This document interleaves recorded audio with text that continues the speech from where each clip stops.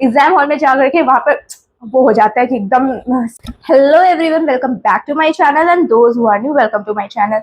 तो अभी BSc biochemistry Aligarh Muslim University का एंट्रेंस एग्जाम है। सिर्फ और सिर्फ 12 डेज रह गए हैं। आज 1 अप्रैल है और 12 अप्रैल को आपकी एग्जाम है। तो लास्ट मिनट आपको क्या करना चाहिए, क्योंकि देखिए आपने तो अभी तक सब कुछ सिलेबस कवर कर लिया होगा। स्टिल कुछ बच्चों का मेरे पास मैसेज आ रहे हैं कि हमने इंग्लिश नहीं कवर किया, हमने ये नहीं किया, वो नहीं किया। मेनली जो फोकस्ड है वो इंग्लिश पे है, क्योंकि इंग्लिश बच्चे लास्ट में करते हो। मैंने बोला था कि आपको थोड़ा इंग्लिश पे इतना ध्यान अभी मत दीजिए, पहले आप अपना बाकी फिजिक्स केमिस्ट्री एंड बायोलॉजी आप तैयार कर लीजिए।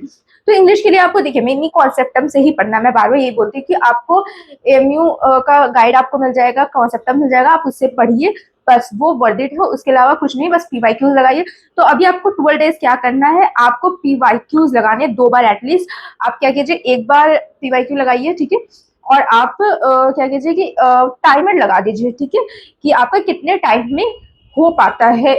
यहाँ पे अगर आपको घर पे आपको लग रहा है 1 आवर, कि आपको 1 आवर में आपकी पीवाईक्यूज कंप्लीट हो रही, लाइक एक आपका क्वेश्चन पेपर कंप्लीट हो रहा 100 मार्क्स का, 100 क्वेश्चन आपके 1 आवर कंप्लीट हो रहे घर पे, तो आपके जो हॉल में हालत खराब होने वाली, आपको ज्यादा टाइम लगेगा। 10 मिनट्स तो एक्स्ट्रा लगेगी हॉल में, क्योंकि हॉल का सिचुएशन और घर का सिचुएशन आप जितने भी घर में अगर हॉल जैसा सिनेरियो बना ले, लेकिन फिर भी इसको बीट नहीं कर सकता। तो ये मेरी मम्मी का वो नुस्खा था, ठीक है, तो जिसकी वजह से मैं बीट कर पाई थी अपने आप को एज ए एग्जाम हॉल में, कि हाँ मैं कम टाइम में कर लूँ। और मेरे वही हुआ। मैं बहुत ये प्रैक्टिस मैंने बहुत करी थी कि टाइम मैनेजमेंट कैसे करना। तो टाइम मैनेजमेंट बहुत जरूरी होता है, क्योंकि पढ़ तो सब लोग लेते हैं, सब कुछ हो जाता है, बट एग्जाम हॉल में जा करके वहां पर वो हो जाता है कि एकदम। सॉरी गाइज, यहाँ पर लाइट चली गई है, बट स्टिल मैं वीडियो आज कंप्लीट करके रहूंगी, क्योंकि मुझे वीडियो बनाने का सीरियसली टाइम बिल्कुल भी नहीं मिलता। लेकिन मैं कोशिश करी थी मैं जल्द से जल्द ये वाली वीडियो ला पाऊँ कि लास्ट में कैसे आपको रिवाइज करना और एग्जाम हॉल में कैसे टैकल करना।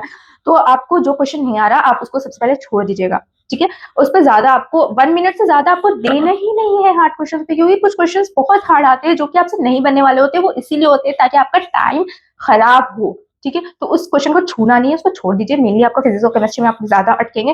बायोलॉजी के भी 2-3 ऐसे क्वेश्चन होंगे जो आपको लगेगा आपने तो पढ़ा ही नहीं, अरे भाई ये कहाँ से आ गया, मैंने तो पढ़ा ही नहीं, आप पैनिक हो जाएंगे। बट होने की कोई जरूरत नहीं है, वो आना जरूरी है, क्योंकि वो आपका टाइम दिखते हैं कि आपने मतलब टाइम। सब बच्चे तो कर लेंगे भाई। अगर आप वो इजी क्वेश्चन देंगे, एनसीईआरटी का सारा उठा कर दे देंगे, हर एक 100 आउट ऑफ 100 क्वेश्चन सारा वैसे ही दे देंगे, तो सब बच्चे कर लेंगे, ठीक है। टाइम का भी तो होता है ना, कि टाइम देखना होता है। तो कुछ क्वेश्चंस ओवरऑल ऐसे होते हैं कि आपका 7 क्वेश्चन तो ऐसे होंगे 100 आउट ऑफ में से, कि आपके बहुत गंदे आएंगे, लाइक आपने पढ़ा नहीं होगा, जिंदगी में कभी नहीं पढ़ा होगा, उस टाइप के क्वेश्चन आएंगे। तो वो आपको स्किप बिल्कुल करना है।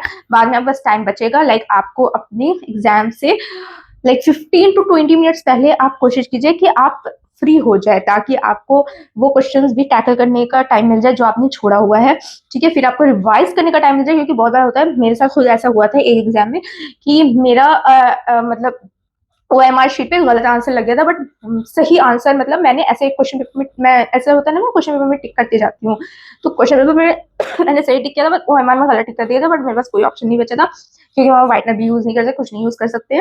तो फिर मुझे छोड़ना पड़ा, मैं क्या कर सकती थी। तो इसीलिए आप थोड़ा ना इस चीज को ध्यान दीजिए कि पहले आप डॉट डॉट कर ले ओएमआर को।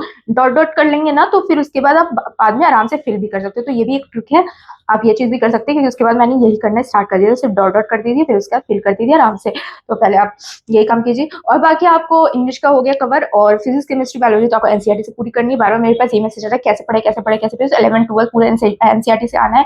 कट ऑफ की चिंता बिल्कुल मत कीजिए, आपसे जितना बन पा रहा है आप उतनी कीजिए। ये नहीं कि 50+ आपको बायोकेमिस्ट्री मिलेगा तो आप 50+ स्कोर करने के पीछे है ना, आप नेगेटिव मार्किंग बिल्कुल कर दे। देखिए क्वेश्चन हमेशा हर लेवल का नहीं होता, कभी कभी बहुत ज्यादा इजी आ जाता है, कभी बहुत हार्ड आ जाता है। तो आपको क्या करना है कि आपको आपको जितना बन पा रहा है आपको उतना करना है। बिल्कुल नेगेटिव पे नहीं जाना है कि मुझे ये नहीं आ रहा तुक्का लगा देते, बिल्कुल भी नहीं जाना है। आपको जितना आ रहा है उतना कीजिए। आप मार्क्स की चिंता उस टाइम मत कीजिए, भूल जाइए। अब आपके पास अगर 30 क्वेश्चन आपको एकदम बहुत अच्छे से आ रहा है तो आप 30 क्वेश्चन ही करिए, ठीक है। मतलब ऐसा ये नहीं करना, क्योंकि वहां एग्जाम हॉल में क्या होता है, बहुत हार्ड कभी कोई पेपर आ जाता है ना, तो हमें लगता है भाई ये तो सिर्फ 30 मुझसे बना है, मतलब सिर्फ 40 बना है, इसमें क्या होगा मेरा, और चलो करते हैं। तो भाई जो आपको 30 बन रहा है, आपका नेगेटिव मार्किंग चला जाएगा, आपका 20 मार्क्स आएगा। तो जो 30 मार्क्स में आप पूरा बना रहे थे, आपका सिलेक्शन हो रहा था, वो आपका 20 पे आपका रुक गया है। तो समझ रहे हैं आप मेरी बात, आई होप। तो मतलब 30-20 वो मैंने एग्जाम्पल फॉर एग्जाम्पल दिया। तो इस तरह से आपको जितना आपको आ रहा है उतना बनाइए। बाकी उसकी टेंशन मिल लीजिए, कट ऑफ कितना जाता है क्या होता है वो तो हम बाद में डिस्कशन करेंगे। थैंक गॉड लाइट आ गई, मुझे बहुत ज़्यादा गर्मी लग रही थी। तो हम बाद में डिस्कशन करेंगे जब क्वेश्चन आपका आ जाएगा, इंटरेस्ट आप दे देंगे, उसके बाद हम कट ऑफ पे डिस्कशन करेंगे, कट ऑफ क्या जाते हैं, कैसे जाएंगे इस बार क्वेश्चन पेपर की हालात देख करके। ओके, सो अभी कोई भी मुझसे कट ऑफ के बारे में प्लीज़ मत पूछना, क्योंकि मैं अब बाद में डिस्कस करूँगी इसके बारे में। एक लाइव सेशन भी ले लेंगे। उसके बाद आप लोग जब भी बोलो लाइव सेशन करने के लिए कमेंट कर देना कि आपको अब इस टाइम लाइव सेशन चाहिए, ठीक है, और इस टॉपिक पे चाहिए, तो वहाँ पे हमारी मतलब कॉन्वर्जेशन हो जाएगी। और लाइव सेशन में क्या होता है, आप क्वेश्चन पूछोगे फटाक से मैं आंसर दूंगी, ठीक है, हमारी मतलब लाइव कॉन्वर्जेशन चलेगी एक तरह से, मैं आपके सामने लाइव होंगी और आप भी मेरे साथ लाइव होंगे, ठीक है। तो आज के लिए बस इतना ही रखते हैं, और बाकी कोई भी डाउट है कट ऑफ के अलावा तो कमेंट सेक्शन में ज़रूर, मैं रिप्लाई तो हर कमेंट की देने की कोशिश करती हूँ। आप लोगों ने भी नोटिस किया होगा, इंस्टाग्राम पे आप मैसेज करते, हर एक मैसेज का रिप्लाई होता है हर बंदे का, लेकिन अनटिल और अनलेस उन्होंने हाय सिर्फ लिख कर ना भेजा, अस्सलाम वालेकुम लिख कर नहीं भेजा हो, ठीक है, तो उसका मैं रिप्लाई नहीं दूंगी। सिर्फ और सिर्फ मैं, अगर आपने लिखा होगा कि बीएससी बायोकेमिस्ट्री के रिगार्डिंग चाहिए या एकेडमिक्स के रिगार्डिंग गाइडेंस चाहिए तभी, क्योंकि हाय वाई तो हर कोई लिख कर भेजते रहते हैं, डीएम में भरे पड़े हैं, तो सबका रिप्लाई नहीं दे सकते हैं ना, जो जेन्युइन बंदा होगा उसको रिप्लाई देंगे ना। तो बस, तो आप लोग जहाँ भी मैसेज करना वहाँ मैसेज कर दो। टेलीग्राम मैं थोड़ा सा कम अगर यूज़ कर रही हूँ, तो टेलीग्राम पे थोड़ा बचो, इंस्टाग्राम पे कर लो, कमेंट सेक्शन में कर लो, बस ठीक है। तो फिर मिलते हैं, ऑल द बेस्ट, और अपना एग्जाम अच्छे से दीजिएगा। अल्लाह हाफिज़, टेक केयर।